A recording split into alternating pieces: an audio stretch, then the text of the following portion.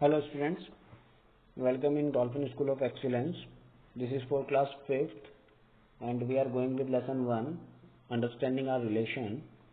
Last slide में बच्चों, last video में मैंने आप लोगों को फर्स्ट लेसन एक्सप्लेन किया था, complete understanding about our relations.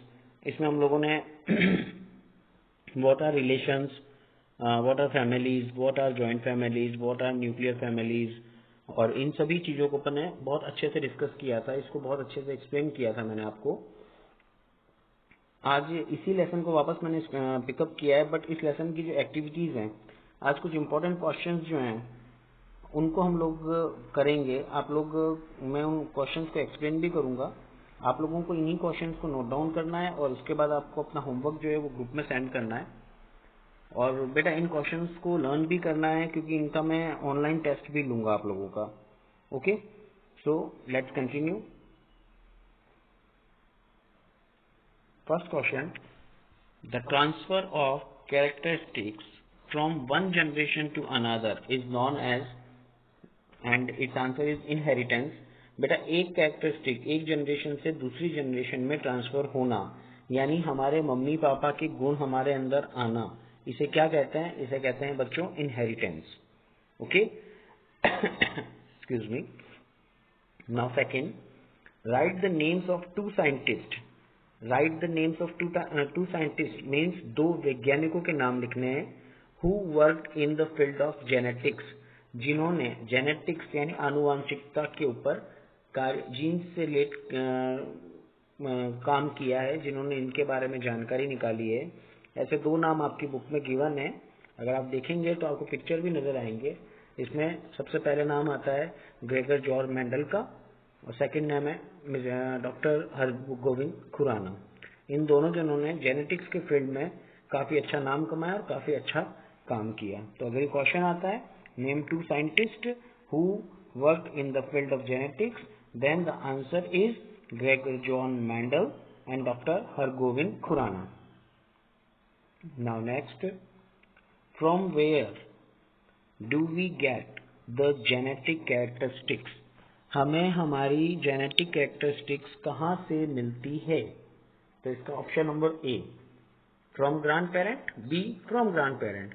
तो बेटा दोनों के अगर आगे आप ब्रैकेट में देखते हैं तो ए ऑप्शन के आगे ब्रैकेट में है पैटर्नल और बी के आगे है मैटरनल. तो बेटा इसका मतलब हम समझेंगे from grand parent option A paternal. Paternal का मतलब होता है हमारे दादाजी और दादी जी. Okay, and B from grand parents maternal. Maternal का मतलब होता है नाना जी नानी जी. समझ में आ रहा है ना? मतलब पैटर्नल तो हो गया हमारे पापा की साइड और मैटरनल हो गया हमारा मम्मी की साइड. सी ऑप्शन है फ्रॉम पेरेंट्स, यानी पेरेंट्स की तरफ, पेरेंट्स से, और डी ऑप्शन है from all of the above. तो बेटा एक बहुत इस चीज को छोटे से तरीके से समझो. हमारे पापा में गुण किन के आएंगे? उनके मम्मी पापा के. और हमारी मम्मा में गुण किन के आएंगे? उनके मम्मी पापा के. यानी पापा के मम्मी पापा जो हैं वो हमारे क्या लगे? दादा दादी. और मम्मा के मम्मी पापा जो हैं वो हमारे क्या लगेंगे? नाना नानी. तो हमारे में गुण किस किस के आएंगे? हमारे पापा मम्मी के भी आएंगे, हमारे दादा दादी के भी आएंगे और हमारे नाना नानी के भी.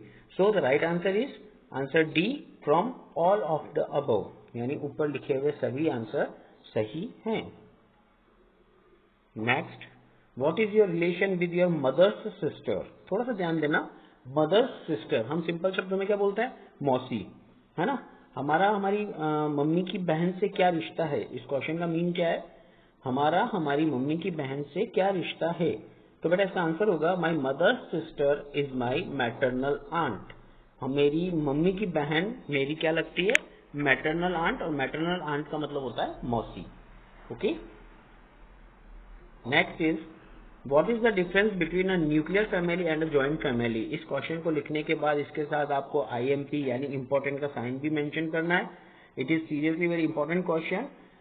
काफी बार एग्जाम्स में चीज पूछी जाती है. What is the difference between nuclear family and joint family. तो क्या फर्क होता है? थोड़ा सा अपना जो पुराना वीडियो था उसको एक बार रिमेम्बराइज करो कि मैंने क्या बताया था.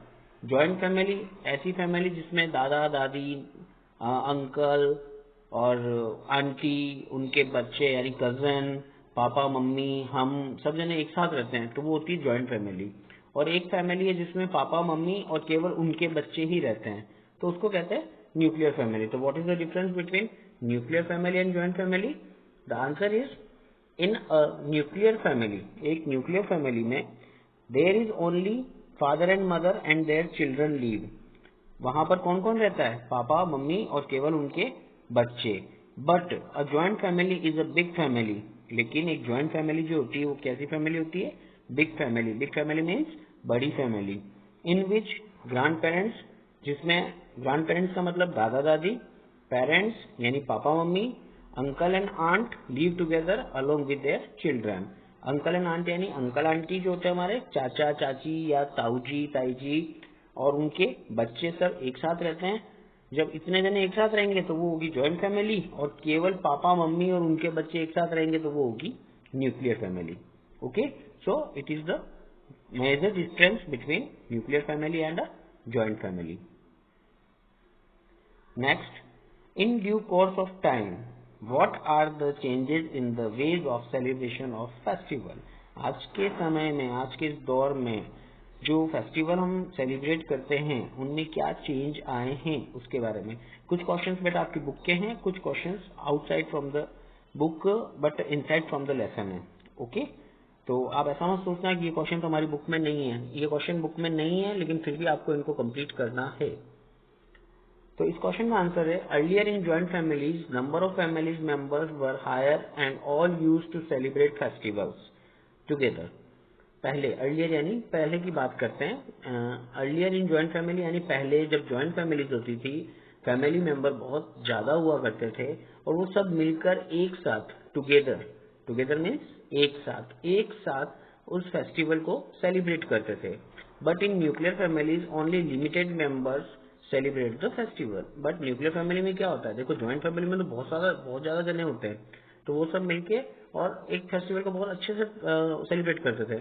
बट न्यूक्लियर फैमिली में कौन है? मम्मी पापा और उनके बच्चे, तो केवल 4 जने हैं। वो 4 जने मिलके, 4 जने या 3 जने या 5 जने हैं, तो वो सभी मिलके क्या करते हैं? फेस्टिवल को सेलिब्रेट करते हैं।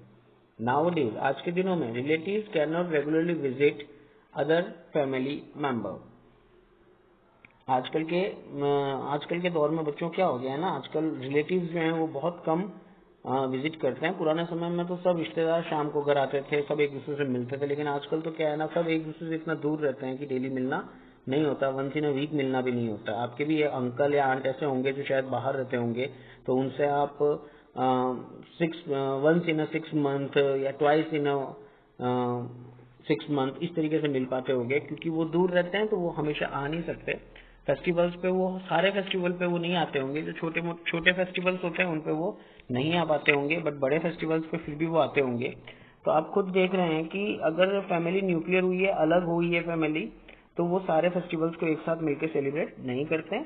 पहले के टाइम में जब एक जॉइंट फैमिली हुआ करती थी, जब मोस्टली जितनी भी फैमिलीज है ज्यादातर जॉइंट ही हुआ करती थी, तो वो लोग सभी मिलकर एक साथ फेस्टिवल को सेलिब्रेट करते थे, बट आजकल ऐसा नहीं है।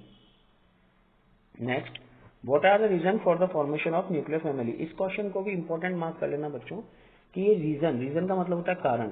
ये कारण बताना है आपको कि ज्वाइंट फैमिली न्यूक्लियर फैमिली में कन्वर्ट क्यों होती जा रही है, इसके मेन रीजन क्या क्या है, हमें इसके बारे में बताना है।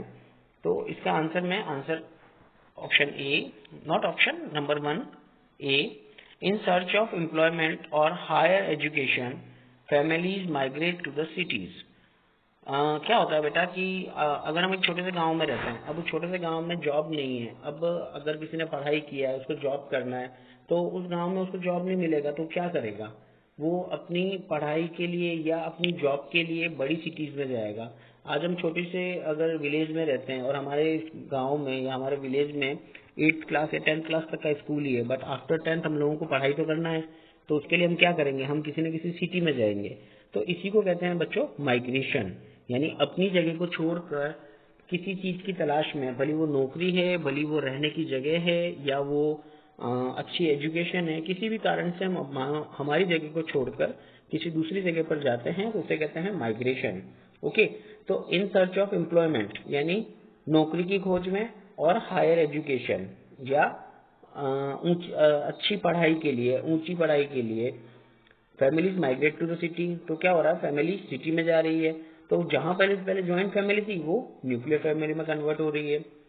Number B, division of joint family due to high number of family members, behaviour of family members और इकोनॉमिक कंडीशन। और एक कारण क्या हो रहा है बेटा, एक तो फैमिली में इकोनॉमिक कंडीशन अगर पुअर है, मान लो एक जना अर्न कर रहा है बाकी अर्न नहीं कर रहे हैं, तो वो क्या होता है ना, उनके बिहेवियर में चेंज आ जाता है, फैमिली मेंबर्स के बिहेवियर में चेंज आता है। और ये भी बहुत बड़ा कारण है आज फैमिली के न्यूक्लियर बनने में। What is adoption? एडॉप्शन क्या होता है? Legal protection given to any relatives child और any other child is called adoption. ये मैंने आप लोगों को जब लेसन समझाया था तब भी आपको बताया था कि कोर्ट की हेल्प से ही ये चीज हो सकती है, बाकी ये चीज नहीं हो सकती। आप कोर्ट के थ्रू डॉक्यूमेंट बनते हैं कंप्लीट, और उसके थ्रू आप किसी भी बच्चे को गोद ले सकते हो। इसी को एडॉप्शन कहते हैं, किसी बच्चे को पूरी तरीके से हमारे घर में रखना और उसको बिल्कुल हमारे बच्चे की तरह ट्रीट करना, ठीक है, इसी को कहते हैं adoption. But the term legal protection is very important in this answer. Okay, what is inheritance? Inheritance क्या होता है? The transfer of characteristic from one generation to another is known as inheritance. एक जनरेशन से दूसरी generation में जो characteristics हैं वो जो ट्रांसफर होते हैं उसी को कहा जाता है inheritance. Okay, What are hereditary characters? Hereditary characters क्या होते हैं? The physical characters are inherited in the children from their parents and grandparents. These characters are known as hereditary characters. ऐसे फिजिकल कैरेक्टर जनरली आप लोगों ने ऐसा सुना होगा, देखा होगा। कई बार क्या होता है, आप कहीं जाते हैं ना, तो आपको देख के और आपके कोई जो रिलेटिव्स होते हैं वो देख के कहते हैं मम्मी जैसा दिखता है या पापा जैसा दिखता है, अरे यार इसके हाथ देखो दादा जैसे हैं, या ये चलता अपने नाना जी जैसा है। इस तरीके की बातें आप लोगों ने 100% सुनी होगी। तो ये कैरेक्टर्स कहाँ से आए हैं? आपने ये कैरेक्टर्स आपके मम्मी पापा दादा दादी नाना नानी इन्हीं लोगों से आए हैं। तो ये क्या हुआ है, ये एक जनरेशन से दूसरी जनरेशन में कैरेक्टर्स ट्रांसफर हुए हैं। So the physical characteristics are inherited in the children. बच्चों में जो फिजिकल कैरेक्टर्स ट्रांसफर होते हैं from their parents and grandparents, उनके माता पिता या उनके दादा दादी या नाना नानी से। These characters are known as hereditary characters, और इन्हीं कैरेक्टर्स को हेरिडेटरी कैरेक्टर्स कहा जाता है।